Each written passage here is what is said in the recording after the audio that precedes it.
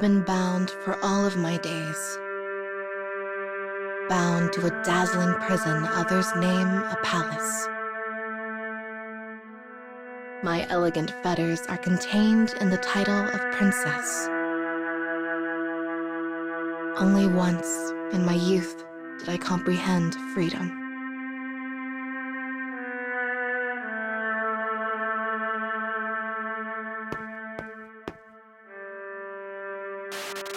When I was young, I grew tired of my stuffy life in the palace and impulsively fled. For the first time, I walked the nighttime streets of the city, where a fantastical atmosphere welcomed me with open arms. I walked and walked until I no longer knew where I was.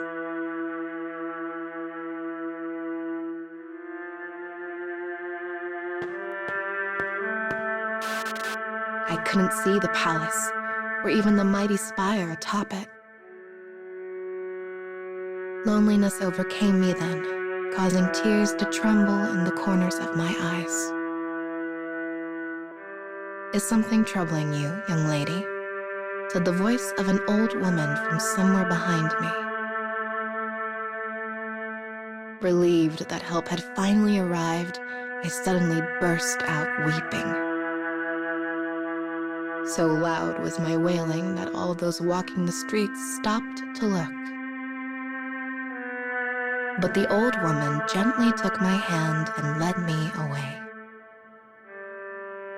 She led me to her home, a small domicile where she told the fortunes of others.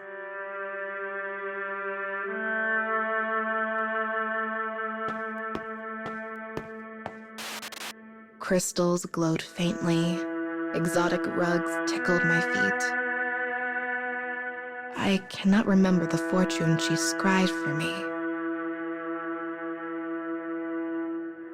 but I will never forget the shock that pierced my heart in that moment.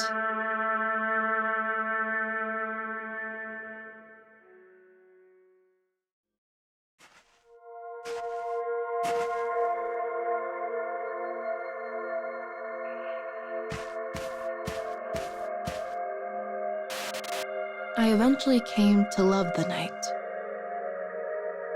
One reason, perhaps the most important, was that I could escape the palace and find new sides of myself. The day I met the old woman, I made of her a request. "Please make me your apprentice and teach me to divine futures."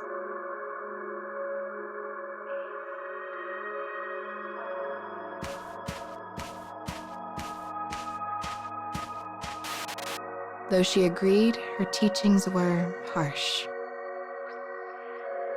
"People place their lives in the hands of fortunes," she would say. Under her strict tutelage, I gleaned the secrets of divination.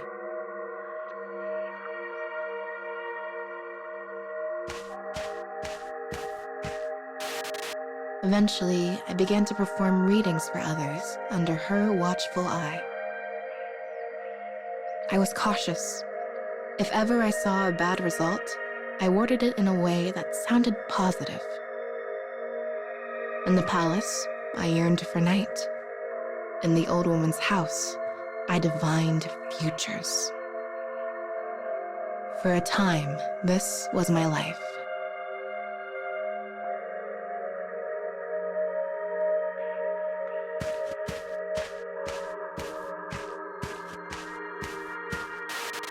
One day, when the old woman was away, a red-headed couple came to have their fortunes told.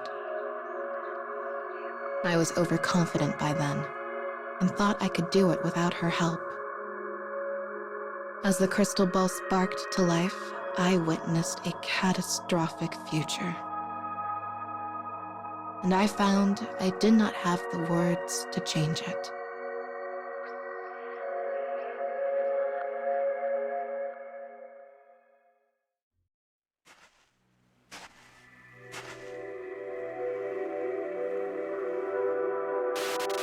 A rumor drew a crowd to the bay.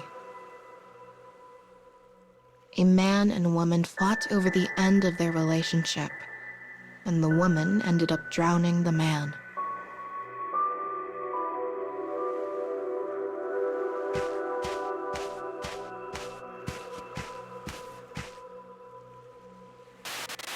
The woman had short, striking red hair.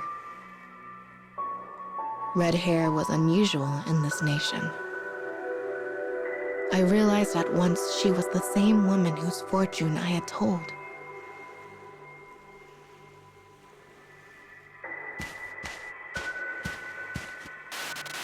That was when I knew. I had the power to manipulate the lives of others through divination. To that point, I had nothing in my life save the title of princess. But now I had a secret power.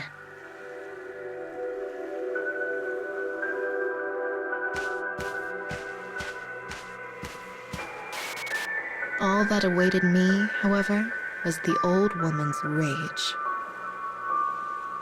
She blamed me for warping the fates of others through my inexperience. All my excuses fell on deaf ears, and she threw me from her home. The last thing she said to me was this: "You have no right to tell the fortune of another."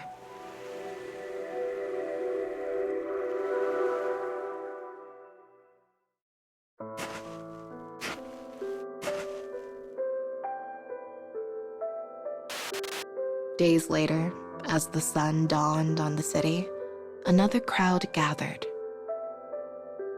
They were a mob, and they ripped the old woman's house down with their own hands. They screamed and trampled the remains, destroying everything. The old woman's prized divination tools were buried beneath the rubble.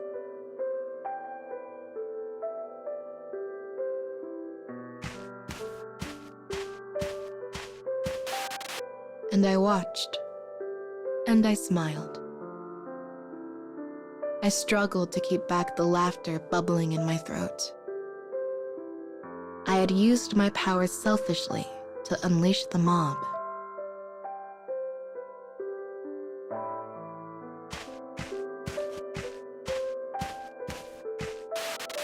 For even after she sent me away, I continued to foretell the future. I could not find the strength to stop. I worked quietly, propped up alone in a dark back alley. I told fortunes. I turned people into my playthings.